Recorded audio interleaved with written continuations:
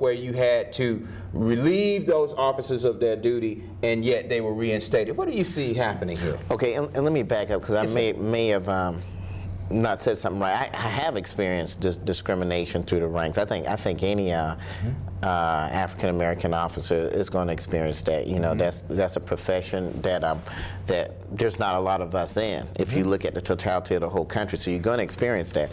And so the question is not if you're going to experience it, it's how you're going to have to deal with it. Okay. And you know, you've got to take the cards you're dealt, and you have to succeed anyway. That's what you have to do. But you know, I want to make that clear.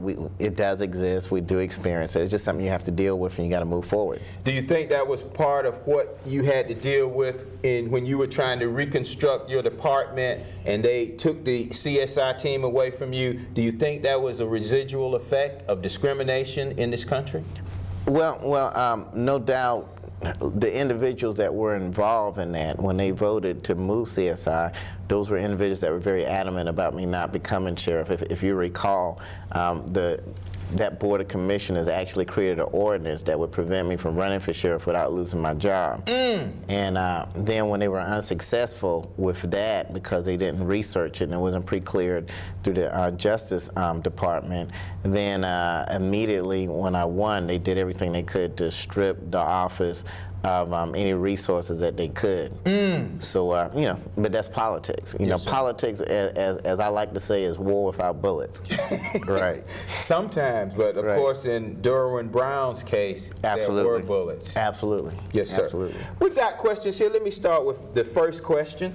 Let me first define Esquire, because intrinsic in my question to you will come this question about Esquire. In Black's Law Dictionary, the term Esquire means, in English law, a title of dignity next above gentleman and below knight. Also, a title of office given to sheriffs, sergeants, and barristers at law, justices of the peace, police, and others.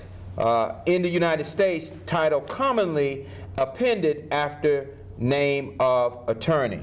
Now, my question is, your oath of office, you have to take an oath of office to the state, or is it to the county?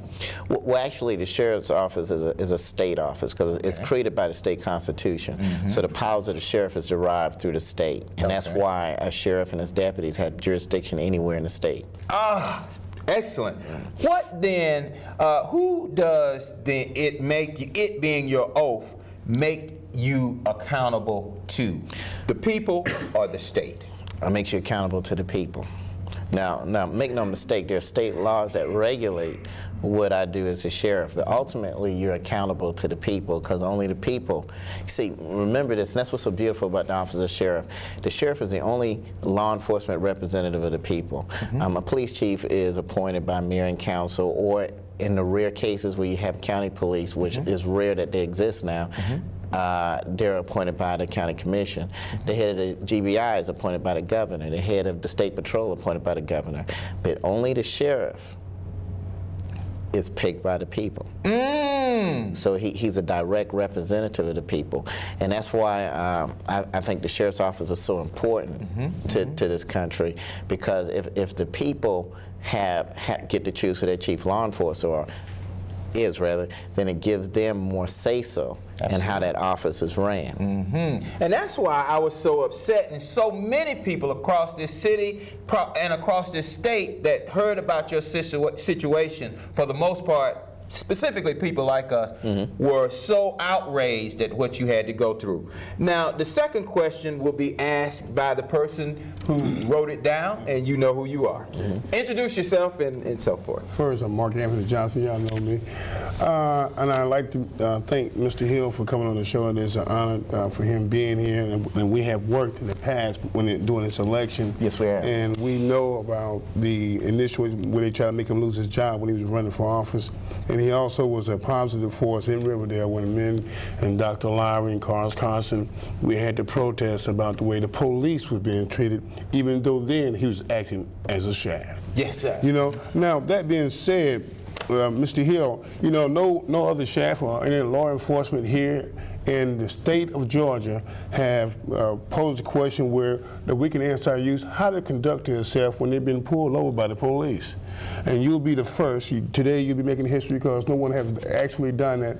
They take time out to the citizen, as you say, you're held accountable to the people, to let them know what they should do when they've been pulled over by police and how they should conduct themselves. I think that's a great question, and you know, I think I'm glad you asked it because I think it should be part of my job to educate the public about when they have police contact.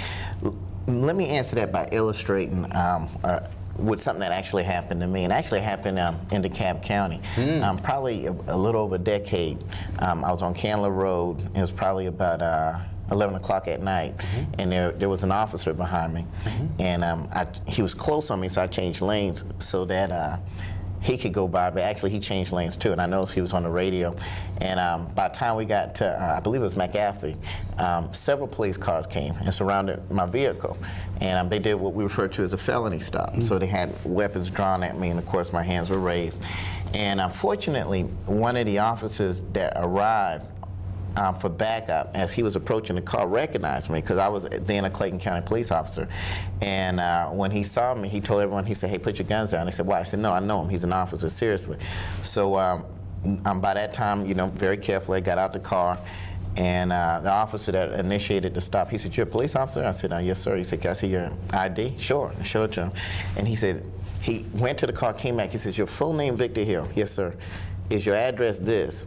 "Yes, sir." "Is your date of birth 01/26? "Yes, sir, it is." He said, "Look, I don't know how to tell you this, but I've got an outstanding warrant for you for aggravated assault." And of course, you got to understand that's almost the equivalent in Georgia to attempted murder. Yes, we don't have an actual attempted murder.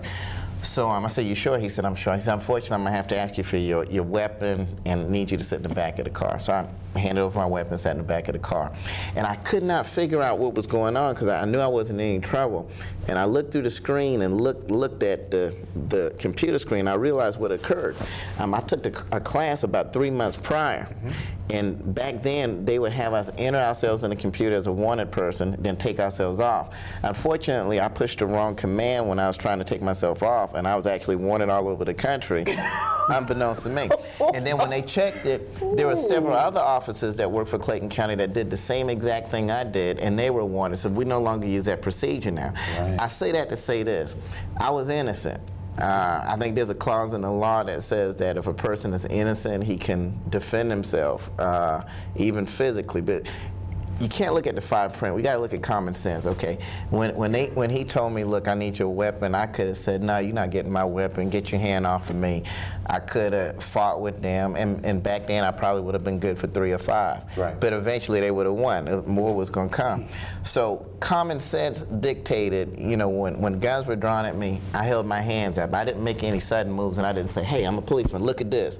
I could have got shot. Yes, sir. I didn't say, "Hey, I'm not getting in the back of the car. Get your hands off me. I'm not giving you a weapon." It could have escalated into a totally different circumstance. What I did was just comply with what I was being told to do, so I could find out exactly what was going on. And then once I figured out what was going on, explained it to them. They checked it, verified it. We had a good laugh. They let me go, and that was the end of it. Some situations I realize are not quite that simple, but what you got to do is, if you are being mistreated, you should get the name off the name tag, take careful mental notes, and then immediately proceed and file a report with Internal Affairs. Fighting with a police officer, you're not going to win. Even a verbal argument with a police officer, you're not going to win that. Right. And you know, there are laws that are specific about using profanity in front of children or disorderly conduct. The best thing to do is remain cool, calm, and collected. If you have a legitimate complaint, get that on paper immediately and get it to Internal Affairs. But a verbal confrontation or a physical confrontation with a law enforcement officer is surely not the way to go. Thank you very much. Thank you, Mark. Our next questioner. No, your question. I really don't know how to handle this. Well, handle it. It's so new to me. Yeah, right.